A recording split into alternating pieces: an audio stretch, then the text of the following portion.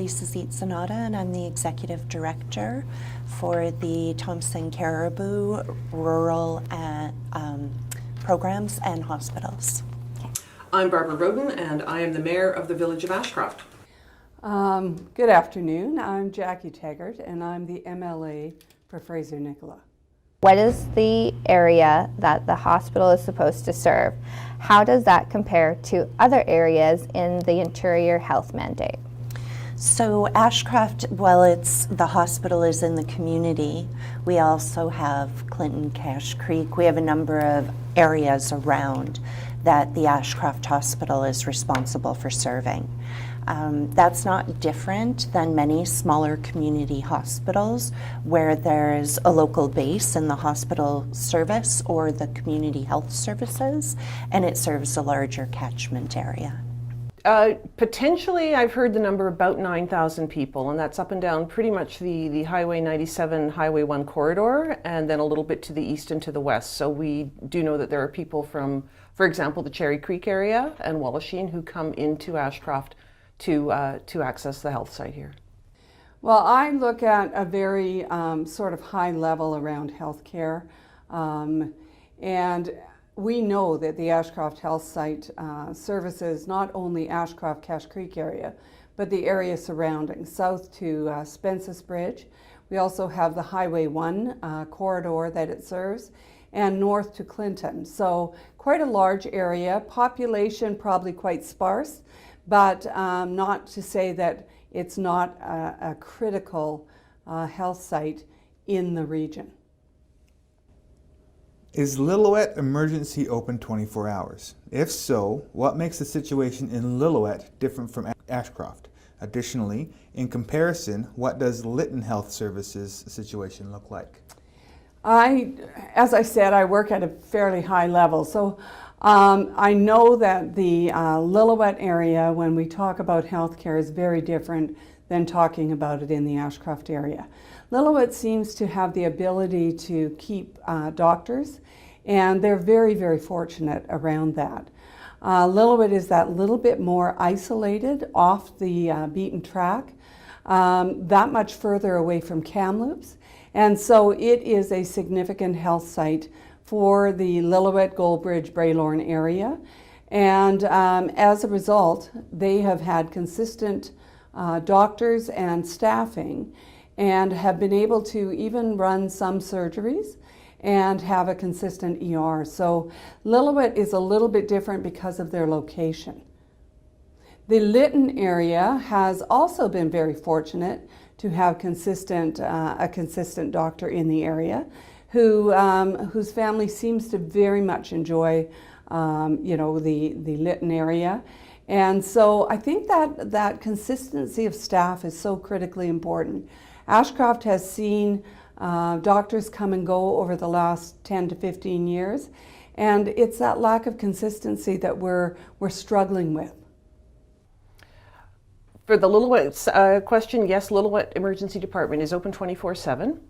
Talking to the former mayor of Lillooet, Marg Lampman, they have had for a number of years now a stable team of doctors there in Lillooet who really like the lifestyle, really like the community, and so that has in part enabled them to keep a 24/7 emergency department. However, the last time I spoke to Mayor Lampman was last year, and she indicated that they were starting to face the fact that some of these doctors are now getting close to retirement age. So she indicated that they were concerned they would be facing the same issue that so many other communities are, which is trying to recruit more physicians to the community. Now, you asked about what makes that different. So that's what's different there, just that they've had that stability with physicians and they've had enough that they've been able to keep it going without the physicians burning out. And was the second part of your question about Lytton or Lillooet? Yeah, Lytton. So in comparison, what does Lytton Health Services situation look like?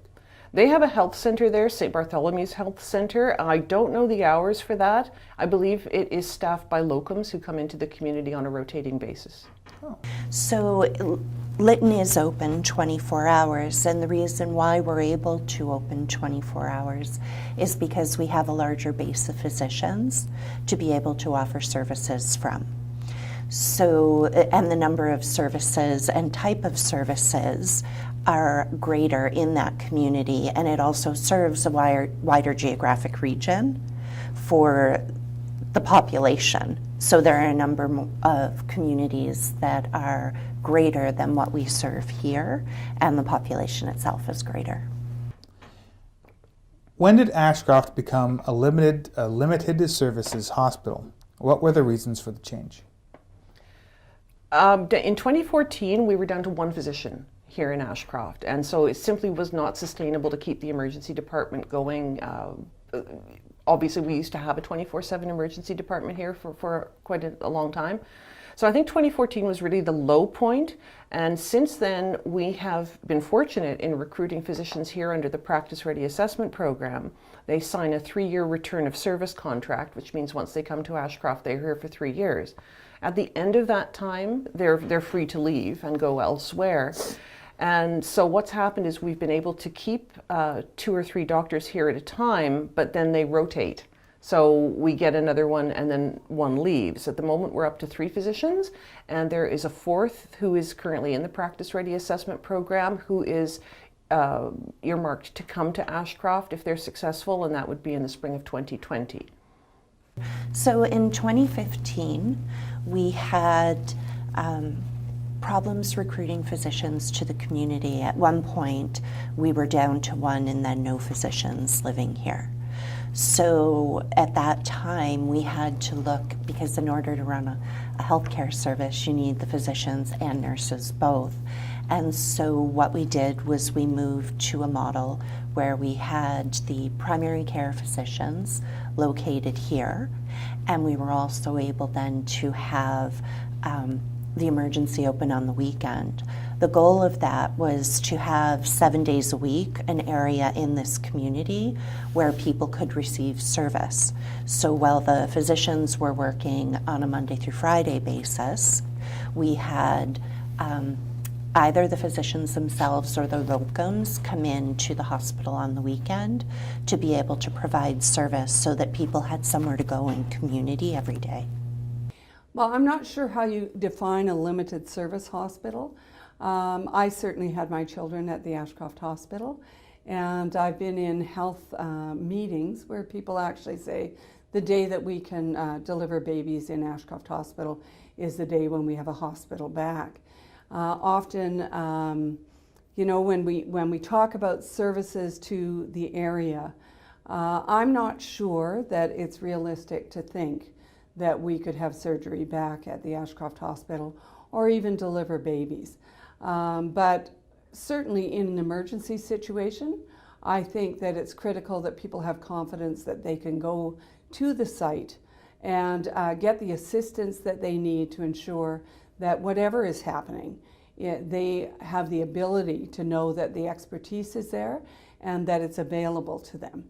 So what a full service site looks like for a rural community, I'm not sure what that looks like right now, but I think as a community, we're working very hard to try and define that. So we're going to be talking about the hospital in Ashcroft and interior health abroad. Now you're, as an MLA, what is your current, the area that you specifically look after? The area in my riding Yeah. starts south of Hope, goes north of 70 Mile, goes over to Goldbridge and Braylorn outside of Lillooet, goes over just between Merritt and Princeton, over to Lac Lejeune in Kamloops, and all the way down through Manning Park to the U.S. border. So you have, so interior health's area is largely your area as well. Yes, very much so. Interior health's a little bit bigger, taking in the Kootenays also, but interior health is the authority that I work with in all the health sites throughout the riding, except for Hope. Questions? In your role as mayor and council member, what is your actual involvement with interior health or the hospital? As a local government, we have very little to no control over healthcare in our community. That is not one of our mandates. It's a provincial matter, the same way that education is. If when School District 74 decided to close Ashcroft Elementary School, there was nothing council could have done at the time to stop that. They could have voiced their thoughts and feelings on the matter, but that's it. So with interior health, I think the big role I see for municipal government in this discussion is to advocate. We have channels open to us, whether it's the Minister of Health, whether it's people within interior health, that we can talk to, that we can advocate for our community. We can talk about the concerns and the challenges, what people are saying, what they want, how they're feeling. And we just need to keep on pushing away at it. We need to keep it on the front burner. We need to keep reminding interior health and the Ministry of Health that we're here. These are our challenges. What are you doing? How can we work together to address these problems? Because to me, that's a big thing. We did a heat alert response study. We were part of that last year, or earlier this year, with Interior Health. And one of the reasons Interior Health picked Ashcroft as the community to partner with is because they have a good relationship with Ashcroft. And we need to keep that good relationship going. We need to keep the relations good so that we can have that back and forth dialogue, so that we're not feeling like we're butting heads all the time, that we feel that we are actually working together, because as far as I see it, working together is how we are going to get things done.